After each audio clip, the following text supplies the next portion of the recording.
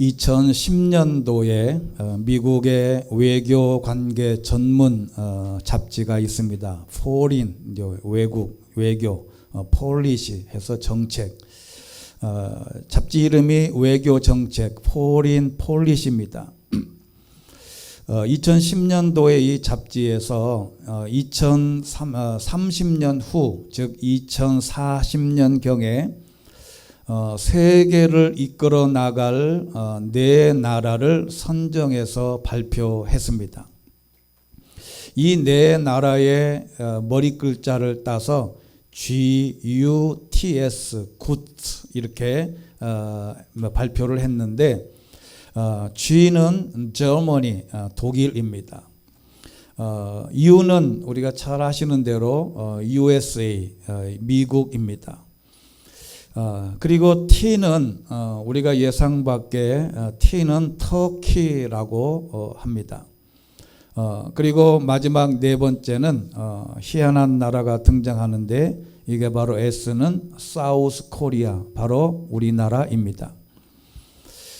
이 외교 잡지가 허접한 잡지가 아닙니다. 이게 굉장히 퀄리티가 높은 이 정책 잡지인데 세계에 있는 모든 외교 관계에 있는 나라들이 이 잡지를 참고하는데 2040년경에 세계 경제를 이끌어갈 나라로 네 나라 중에 우리나라가 들어갔다는 것은 대단히 기쁘고 획기적인 일입니다.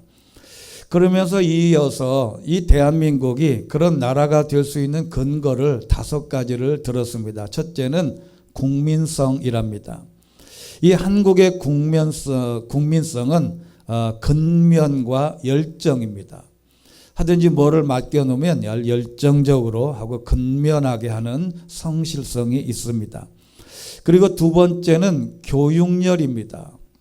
어떻게든지 예를 들어서 독일 같은 나라는 대학 가는 인원이 굉장히 이렇게 제한되어 있습니다. 거기는 대학교 들어갈 때에 고등학교 선생님이 너는 대학교, 너는 가서 기술 이렇게 정하면 그냥 다 따르게 돼 있어요.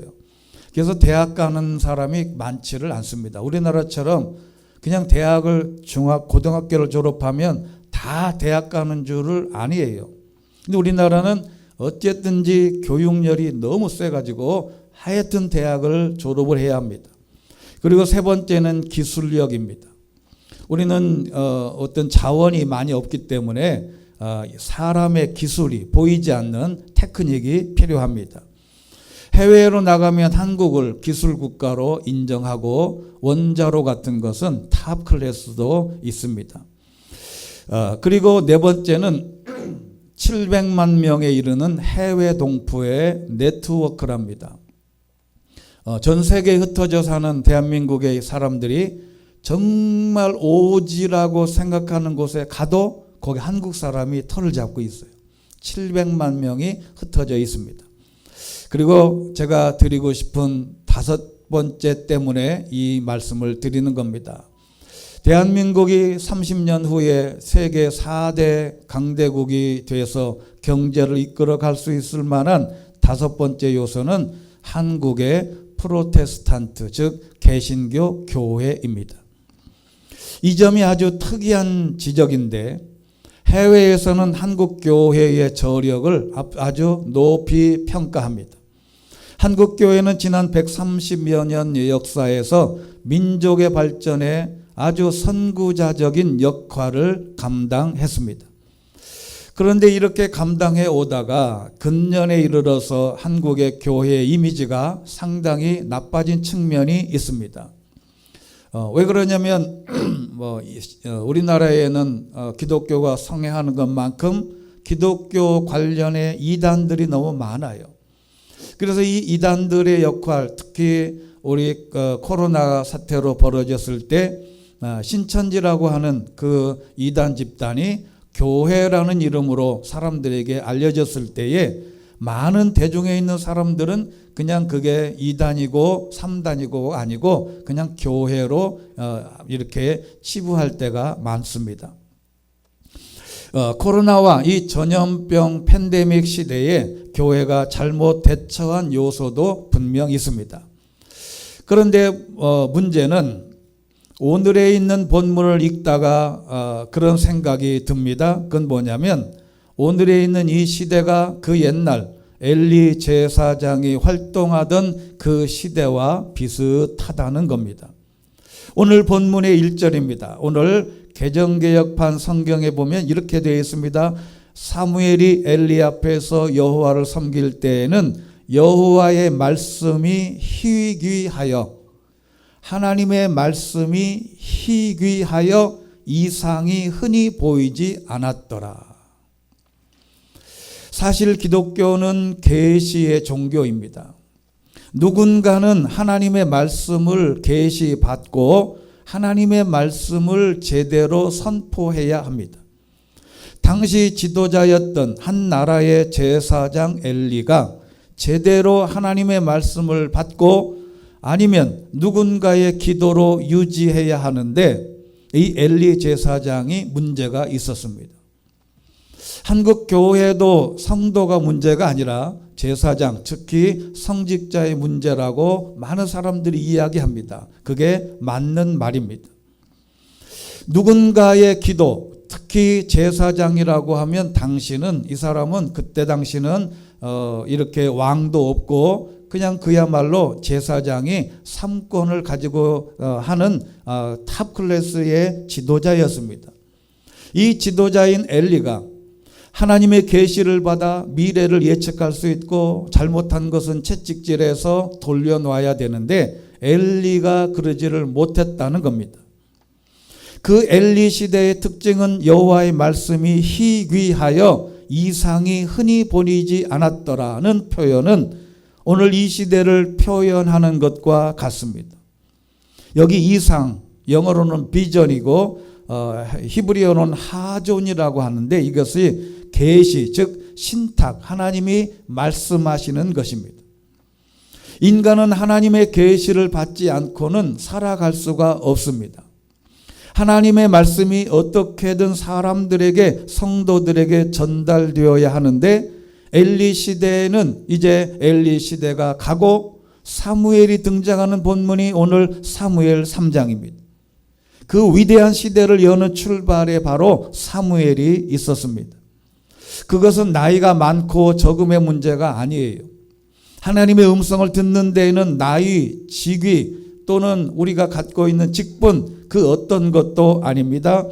오직 하나님의 음성을 듣는 사람이 필요했다는 것이 이게 전제 조건이에요.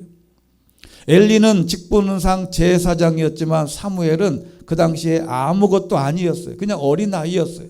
근데 하나님은 그 어린아이에게 말씀하셨다는 것은 보통 문제가 아닙니다. 시대가 바뀐다는 조짐이 나타난 겁니다. 엘리 제사장의 눈이 어두워져서 눈이 어두워진 모습에서 이게 눈만 어두워진 게 아니고 영적인 눈도 어두워졌다는 것을 상징하는 겁니다.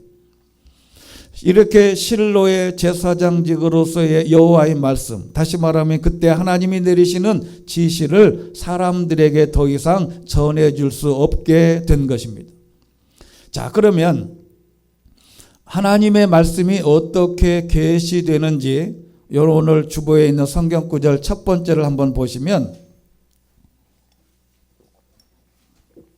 당시에는 하나님이 우리 백성들에게 말씀하시는 종류가 세 종류가 있었어요. 첫째는 사울이 여호와께 여쭈었지만 여호와께서는 꿈으로도, 첫째는 하나님이 각 사람에게 계시해 주시는 말씀의 종류를 언급한 본문인데 첫째는 꿈입니다.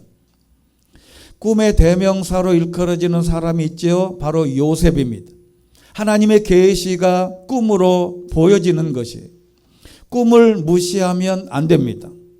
절대적으로 믿으면 안 되지만 참고해서 분별해서 하나님께서 나에게 주시는 음성과 계시로 이해할 수 있습니다. 이게 성경에서 수없이 등장합니다. 꿈은 하나님이 말씀하시는 한 종류였습니다. 두 번째는 우림으로도, 우림입니다.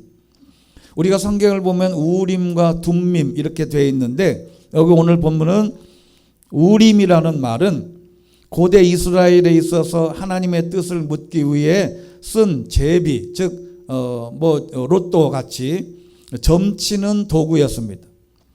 어원이나 이런 것은 분명치 않지만 나무 조각이나 막대 모양의 제비라는 설과 금속이나 돌로 만들었다는 주사위 모양이라는 설도 있습니다만은 추측이에요.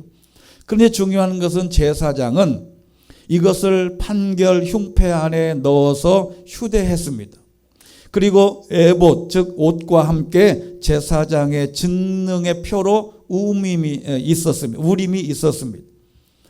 근데 이 우림은 중요한 결정을 할 때 큰 것이 아니고 가부를 결정하면 좋은 단순한 문제의 경우만 이것을 사용했습니다. 근데 이것이 나중에는 선지자에게서 직접 하나님의 말씀이 계시되면서 이것은 자연적으로 사라졌다고 합니다. 그리고 세 번째는 바로 그 선지자, 바로 예언자로 말씀이 계시됩니다. 여러분, 이것이 이제 선지자, 예언자들이 쓴 성경, 그래서 하나님이 우리에게 계시된 첫 번째 말씀은 뭐냐면 성경이에요.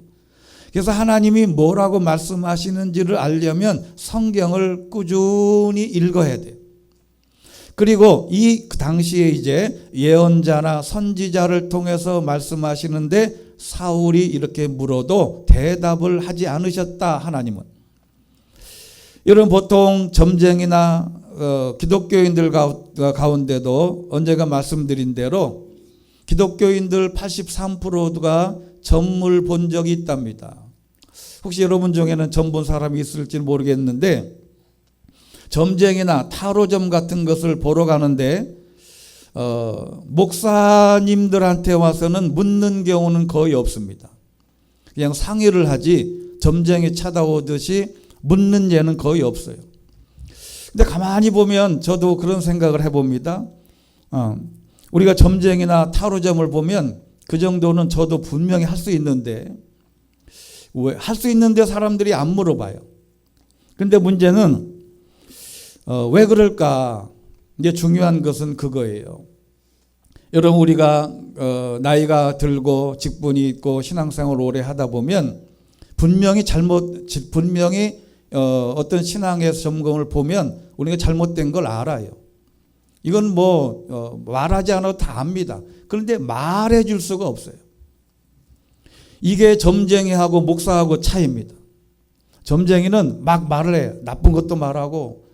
오늘에 있는 엘리가 그래도 그나마 엘리가 살아있다는 증거가 뭐냐면 사무엘이 들은 말씀을 너희 자녀들 때문에 이 엘리 제사장 가문이 하루아침에 망할 거다라고 말을 했음에도 불구하고 엘리 제사장은 뭐라 그러냐면 그분이 하신 말씀이기 때문에 다 이루어질 거다, 다 받았다는 거예요.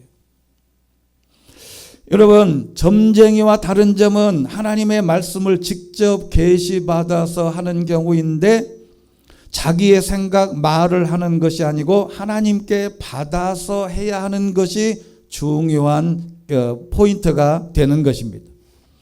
그래서 오늘 본문을 통해서 하나님의 계시를 받는 것에 대한 4가지 특징을 한번 살펴보고자 합니다. 오늘 사무엘 3장 1절에서 사무엘은 밤중에 누군가가 자기 이름을 부르는 것을 듣고 깨어났습니다. 근데 오늘에 있는 본문을 보면 그 앞에 있는 본문을 보면 하나님의 등불이라는 단어가 나오죠. 하나님의 등불이 꺼지지 않을 그 시간, 이게 언제냐면 두 번째 성경 구절 출애굽기 27장 20절입니다. 이게 뭐냐면 하나님의 성소에는 21절 보면 저녁부터 아침까지 여호와 앞에 등불을 켜놓는데 이 등불이 뭐냐면 깨끗한 기름을 등잔용으로 짜서 말하면 하나의 등불이에요. 그러니까 이게 언제부터 켜지냐면 옛날에는 전기가 없으니까 해가 넘어가면 어두울 거 아니에요. 그래서 하나님의 성소에는 그 불을 켜서 해가 뜨면 끄는 거예요. 그러니까 지금 하나님이 사무엘을 부르실 때는 아직 낮이 오기 전 밤중이라는 것을 암시하는 겁니다. 근데 사무엘을 불렀을 때에 늘 사무엘은 엘리 제사장의 지시만 받았기 때문에 하나님의 부르심을 듣지 못하고 사람의 목소리인 줄로만 알았다는 겁니다. 그 이유가 7절에 있죠. 오늘의 본문 7절을 보면 사무엘은 여호와를 잘 알지 못했고 여호와의 말씀도 아직 그에게 나타난 적이 없었다. 그래서 처음 하나님의 음성이 들려질 때 가서 엘리 제사장한테 가서 저 부르셨나요? 이렇게 3번을 찾아가게 됩니다. 그때 엘리 제사장이 옛날에 본인이 제사장으로 처음 할 때 하나님의 음성을 들었던 경험이 있었던 것 같아요. 한 번도 경험이 없었다면 이런 말을 하지 않는데 사무엘에게 10절에 있는 말씀을 이렇게 9절부터 보면 너는 내가 안 불렀는데 아마 하나님이 부르신 것 같다. 다시 그런 소리로 부르시거든 말씀하십시오. 주의 종이 듣겠습니다. 라고 말을 해라. 라고 가르쳐 주었어요. 자, 그런데 이렇게 들은 말씀을 이튿날 사무엘은 엘리 제사장에게 다 전합니다. 이때로부터 그의 순종으로 인해서 하나님과의 관계가 맺기 시작했는데 오늘 제목에 있습니다. 엘리라고 하는 단어와 사무엘이라는 단어를 주의 깊게 살펴볼 필요가 있습니다. 엘리라는 말은 히브리어로 고상함, 높음이라는 뜻이에요. 그리고 사무엘이라고 하는 말은 여호와께 구함이라는 뜻입니다. 자, 여러분, 신앙인들은 엘리로 사는 사람이 있고 사무엘로 사는 사람이 있습니다. 굉장히 중요한 차이입니다. 여기 엘리는 뭐냐면 고상함, 그리고 높음, 직위, 직분, 그런 걸로 신앙생활하는 사람이 있어요. 여러분, 이게 굉장히 중요한 현대 기독교 우리나라뿐만 아니고 이게 굉장히 중요한 요소입니다. 저도 안 믿는 친구들을 만나면 이렇게 어떤 장로님이 어떤 계급이 올라가듯이 그게 위로 올라간다고 생각하는 사람이 많아요. 사실은 직분은 내려가는 거지 올라가는 게 절대 아니거든요. 근데 이게 자꾸 올라간다고 생각을 해요. 그래서 대개 있는 사람들이 교회에서 장로님 그러면 높은 직위에 끝까지 올라갔다고 생각을 해요. 근데 오늘에 있는 이 말씀은 뭐냐면 엘리라는 말이 그 말이에요. 높음, 높은 직위, 고상함, 또 직분, 그런 척하는 그런 신앙인들이 많다는 거예요. 이제 그렇게 신앙생활을 하는 거 말고 사무엘처럼 신앙생활을 하는 건 뭐냐면 그 이름 그대로 여호와께 구하면서 신앙생활하는 사람의 특징입니다. 모든 문제를 만날 때마다 하나님께 묻고 하는 거예요. 여러분, 성경에 보면 다윗이 늘 전쟁터에 나갈 때 매번 하나님께 묻고 전쟁을 했어요. 그런데 하나님께 묻지 않고 하는 행동을 했을 때는 사울도 그렇고 다윗도 한꺼번에 망했습니다. 우리는 엘리로 신앙생활 할 건지 우리는 사무엘로 신앙생활 할 건지, 그러면 만약 사무엘로 신앙생활 한다면 다음과 같은 4가지의 특성을 깊이 묵상해 보자는 겁니다. 첫째는 하나님의 음성을 듣는 것을 배우라는 겁니다. 사무엘은 처음 들었던 하나님의 음성이 하나님의 음성이었다는 것을 몰랐어요. 근데 그걸 배워야 됩니다. 하나님이 나에게 어떤 사람은 꿈으로, 어떤 사람은 우밈으로, 어떤 사람은 어떤 선지자와 예언자로, 어떤 사람은 말씀으로 이렇게 들려올 때 하나님의 음성이 무엇인지 하나님의 음성이 아닌지를 배우는 데는 시간이 많이 걸립니다. 아예 우리의 귀가 막히고 영안이 막혀서 하나님의 음성을 듣지 못한다면 괜찮거니와 우리에게 주신 명확한 메시지를 분별하는 법을 배워야 한다는 겁니다. 로마서 12장 2절 지난주에도 한번 읽었죠. 이 세대를 본받지 말고 오직 마음을 새롭게 함으로 변화를 받아 하나님의 선하시고 기뻐하시고 온전하신 뜻이 무엇인지 분별하도록 해라. 분별이라는 말은 도키마조라고 하는 헬라어인데 이 말은 정밀하게 조사하라는 뜻이에요. 그래서 이것이 정밀하게 조사해서 이게 하나님의 음성인지 하나님의 음성이 아닌지를 분별할 수 있어야 됩니다. 사무엘은 이것을 처음에 분별을 못했어요. 하나님이 부르시는데도 엘리가 부른 줄 알고 엘리에게 달려갔다 이 말이에요. 그런데 결국에 보니까 하나님은 더 귀한 뜻은 검사 후에 진짜라고 인정하는 뜻이 이게 바로 분별이라고 하는 뜻입니다. 이렇게 하나님의 말씀을 분별하는 것은 내 마음속에 하나님의 말씀을 읽다가 어떤 음성이 들려오거든 하나님의 음성으로 분별해낼 수 있는 분별력. 그런데 이게 은사에도 있습니다. 고린도전서 12장 10절입니다. 네 번째 성경 구절 보면 이게 은사장인데요. 많은 사람들이 우리는 은사를 요구할 때가 많아요. 어떤 가르치는 은사, 방언의 은사, 방언을 통역하는 은사, 예언하는 은사, 능력 행하는 은사 이런 걸 다 사람들이 요구를 해요. 그게 더 좋아 보여. 그런데 오늘 고린도전서 12장 10절에 보면 중간에 보면 어떤 이에게는 영을 분별하는 은사가 있습니다. 이 은사가 다른 것보다 훨씬 더 중요합니다. 영을 분별하는 은사가 없으면 다 이단으로 갑니다. 이단에 빠져요. 100% 빠집니다. 여러분 이게 멀쩡한 사람이 서울대 교수가 서울대 나온 사람이 아주 판사, 검사, 변호사가 정명석이라고 하는 JMS에 빠진 사람들이 얼마나 많은지 몰라요. 왜 그렇게 빠질까? 영을 분별하는 은사가 없기 때문에 그래요. 하나님의 음성을 듣고도 이게 영을 분별할 수 있는 이게 없다고 하는 것이에요. 여러분 하나님의 음성은 여러 가지 방법으로 옵니다. 하나님의 음성을 곳곳에서 들려오지만 분별해서 들을 수가 없습니다. 여러분 카라얀이라고 하는 지휘자를 아시죠? 이렇게 흰 머리에다가 눈 감고 막 이게 지휘하는 우리 전 세계에서 아주 지휘계의 새로운 비전, 말하자면 그 사람들이 눈으로 보는 것에 대한 이게 획기적인 시도를 한 사람이 바로 이 카라얀인데, 이 카라얀이라고 하는 사람이 우리가 보통 오케스트라 단원들이 60명에서 적으면 30명에서 큰 데는 한 100명까지 있지요. 그런데 동시에 같은 음을 60가지 소리를 빵 하고 냈는데 그 음이 떨어진 음을 찾아낼 수 있는 귀가 카라얀에게 있다는 거예요.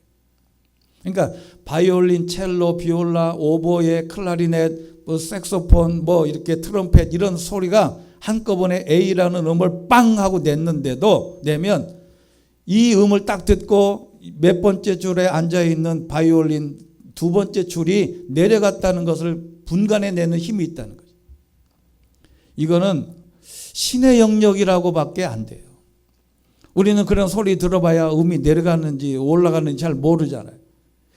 이 60가지의 소리를 들을 수 있는 귀가 있어야 지휘자가 되듯이 하나님의 소리는 곳곳에서 들려옵니다. 그게 어디에 있냐면 잠언 1장 20절에 있습니다. 다섯 번째 성경 구절이에요. 9절입니다. 이게 여기 보면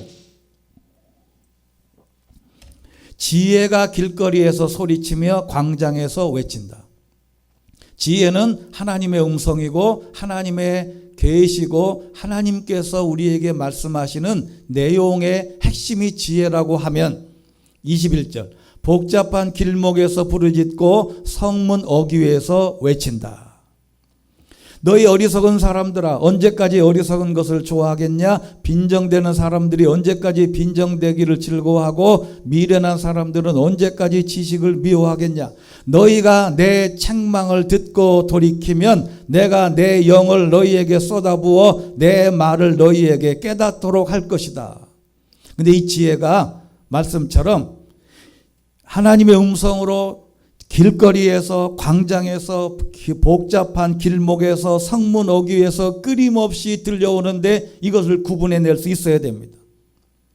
우리가 지나가는 길거리에서 아이의 울음소리에서, 지하철 차 안에서 누군가가 대화하는 소리를 듣고, 버스를 타고 가다가 누군가가 이야기하는 소리를 듣고, 라디오 소리를 듣고, 말씀을 듣고, 설교 말씀을 듣고, 이렇게 온갖 소리들이 하나님의 음성으로 나에게 막 들려올 때, 아, 저건 하나님의 음성이구나 라고 듣고 결단할 수 있는 귀, 바로 이 음성을 분별할 수 있는 힘을 저와 여러분이 갖게 되기를 주의 이름으로 축원합니다. 두 번째는 하나님은 우리에게 인내하십니다. 사무엘은 하나님의 음성을 바로 알지 못했지만 사무엘을 하나님이 4번을 부르셨어요. 이게 마찬가지로 하나님께서 우리에게 그분의 말씀을 들을 수 있는 2번째, 3번째, 4번째까지 기회를 주십니다.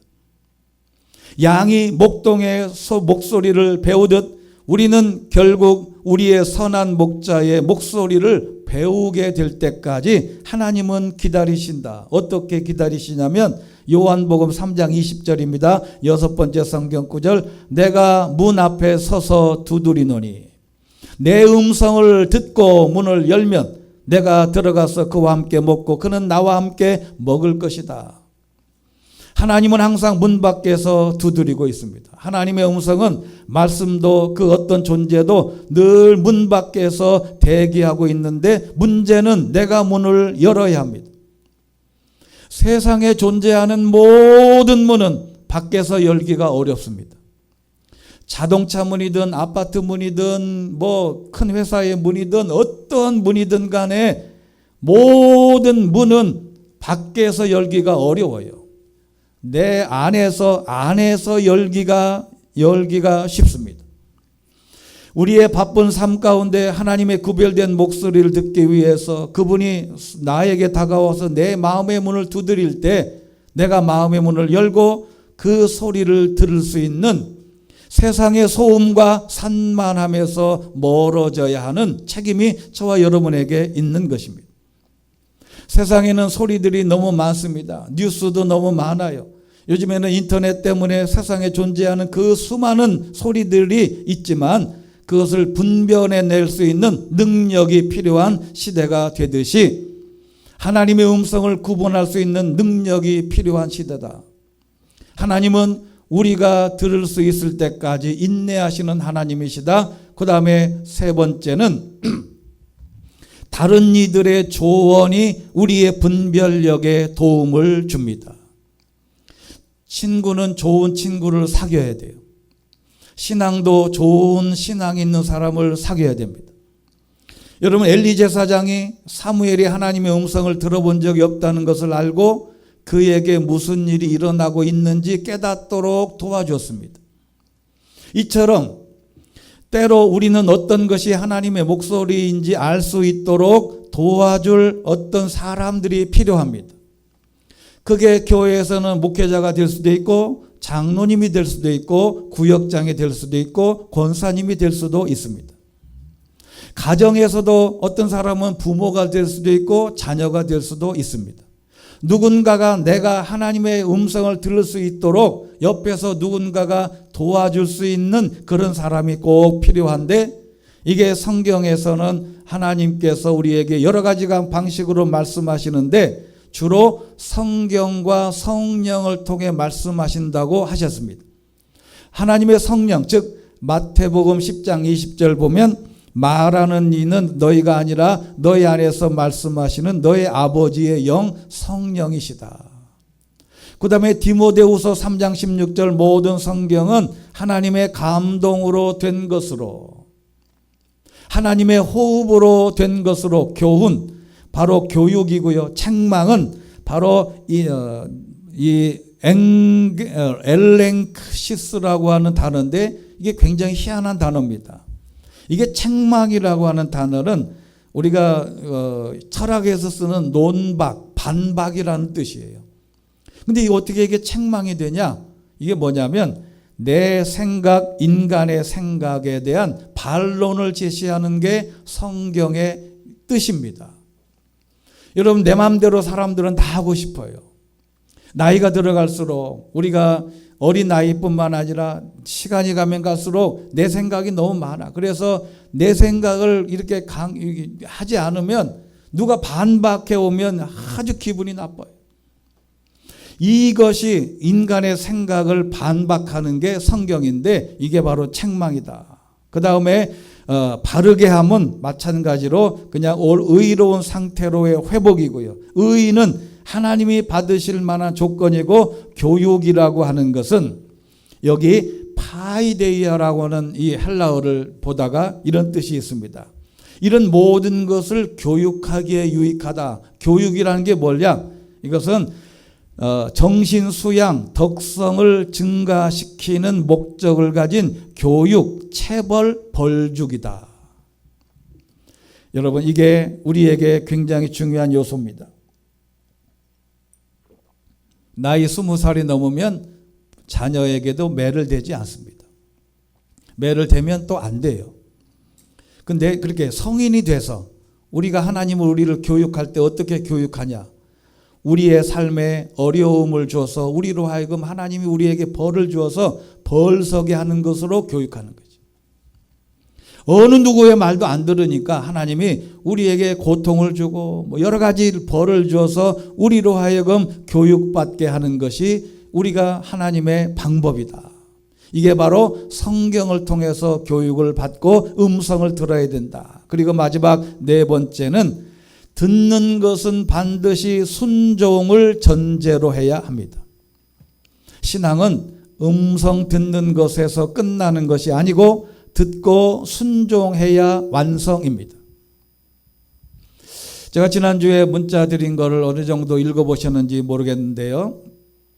어떤 사람이 입사시험에 면접시험을 봤답니다. 근데 면접시험이라는 게 그냥 필기시험 보고 그냥 얼굴 보고 끝나는 게 아니고 또 이렇게 질문도 하고 답을 하고 얼마나 지식이 있는지 또 인성이 어떤지 또 바르게 자세가 어떤지를 보는 건데 한참 이렇게 질문을 잘했다 그래요. 그리고 이제 마지막 질문하는 면접관이 그럼 당신의 가장 큰 장점은 뭡니까? 이렇게 물었대요. 여러분, 우리가 보통 면접 가면 그런 걸 질문을 잘하거든. 근데 이 학생이 이 면접하는 보는 청년이 준비를 못한 거예요. 다른 건 다 준비하고 대답을 잘했는데 그래서 이 청년이 당황하다가 저는 절약정신이 투철합니다. 저는 이 회사에 들어오면 전기를 허투루 쓰지 않고 아주 전략하겠습니다. 그런 거예요. 근데 면접관이 아주 고단위의 어떤 답을 할 줄 알았더니 면접관이 오히려 당황하면서 그걸 어떻게 하는데요? 이렇게 되물었어요. 그랬더니 이 청년이 답을 준비 못해서 그러다가 나가시오 그런 거예요.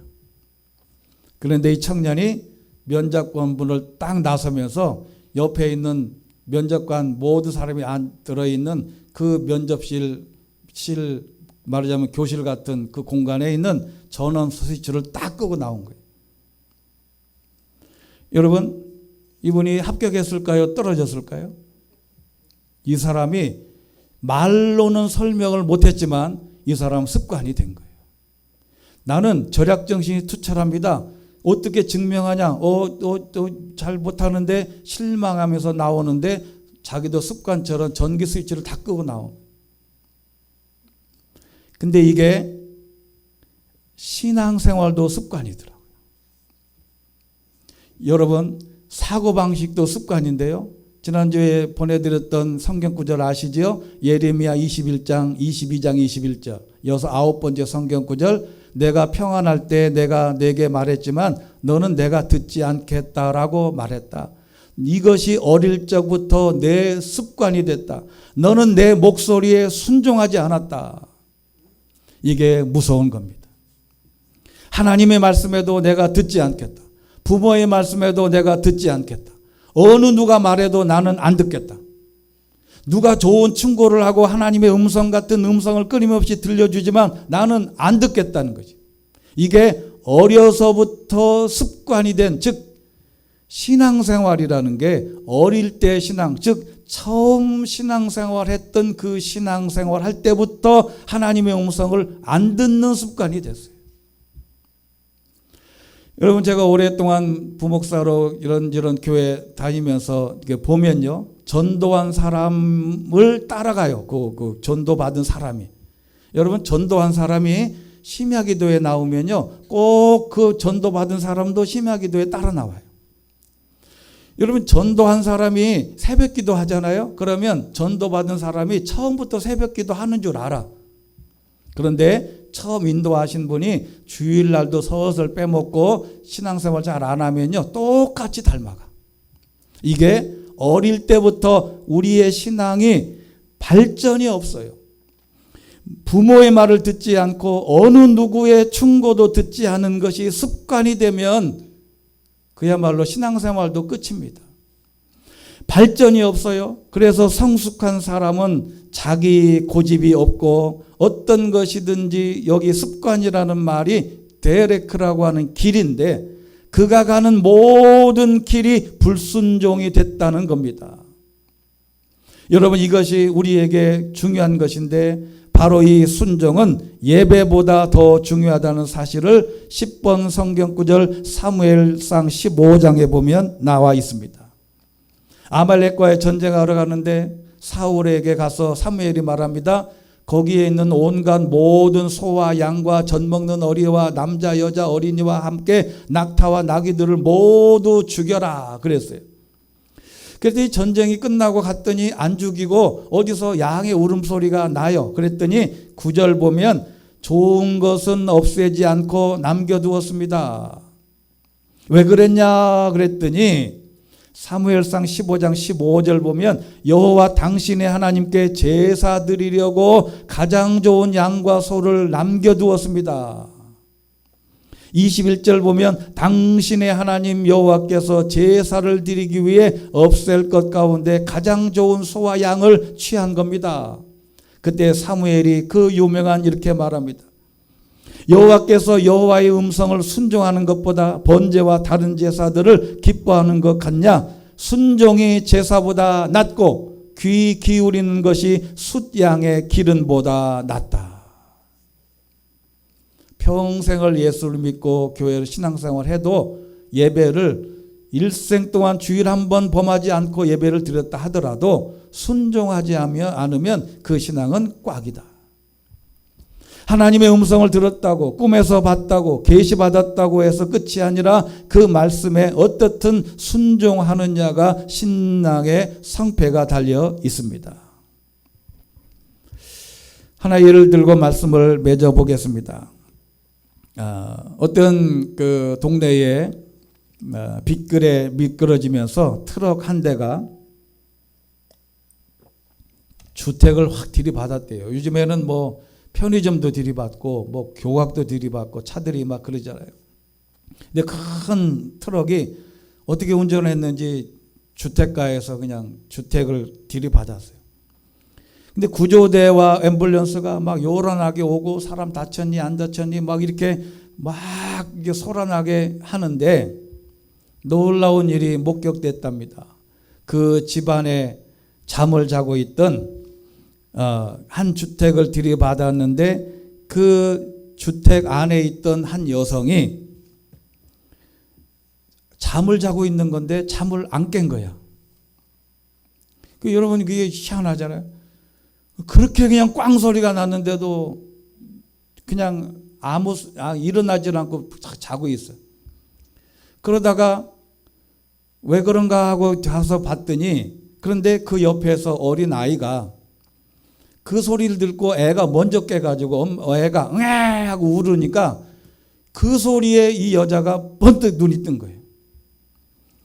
자기 집 주택을 들이받아도 그 큰 소리에, 앰뷸런스 소리에 깨지도 않던 여자가 자기 어린 아이의 울음소리에는 듣고 바로 깨더라는 거예요.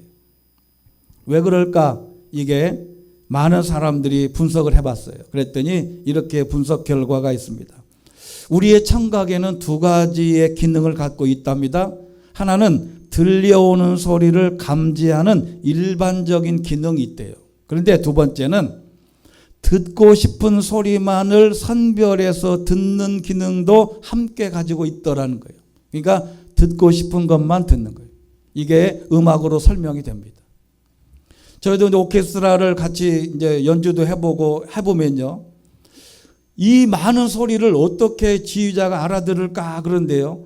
가만히 훌륭한 지휘자는요. 여러분 성가대가 소프라노, 엘토, 테너, 베이스를 할 때 많은 일반적인 사람들은 소프라노밖에 안 들려요. 그런데 수준이 높은 귀를 가진 사람은 의도적으로 내가 엘토를 들어야 되겠다 생각하면 엘토가 들려와요. 베이스를 들어야지 하면 베이스가 딱 들려온다니까요.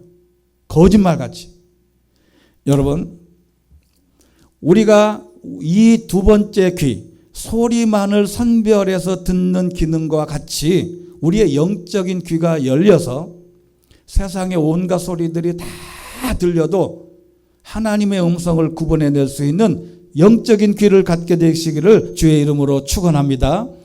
그래서 사무엘처럼 늘 구하고 하나님이 말씀하시면 말씀하시는 대로 순종하면 우리의 삶에, 우리의 신앙생활에 대로가 열리고 복되고 형통한 길이 우리 앞에 열려지게 되시기를 주의 이름으로 축원합니다. 전능하시고 자비로우신 하나님 아버지, 사무엘이 하나님의 음성을 듣는 과정을 우리가 성경에서 함께 묵상해 봤습니다. 하나님의 음성을 듣는 법을 배우고 하나님은 우리가 들을 때까지 인내하시고 다른 어떤 사람들이 우리에게 분별할 수 있도록 하나님의 목소리를 음성을 들을 수 있도록 우리에게 조언하고 충고할 때 듣게 하시고 그리고 이 모든 것을 들었으면 반드시 순종할 수 있는 믿음을 저희들에게 허락하여 주시옵소서. 우리가 이 땅에 살면서 엘리로 살지 말게 하시고 사무엘처럼 하나님께 묻고 그 음성 들어 순종함으로 복된 성도들이 될 수 있도록 하나님께서 축복하여 주옵소서. 예수 그리스도 이름으로 기도드리옵나이다. 아멘.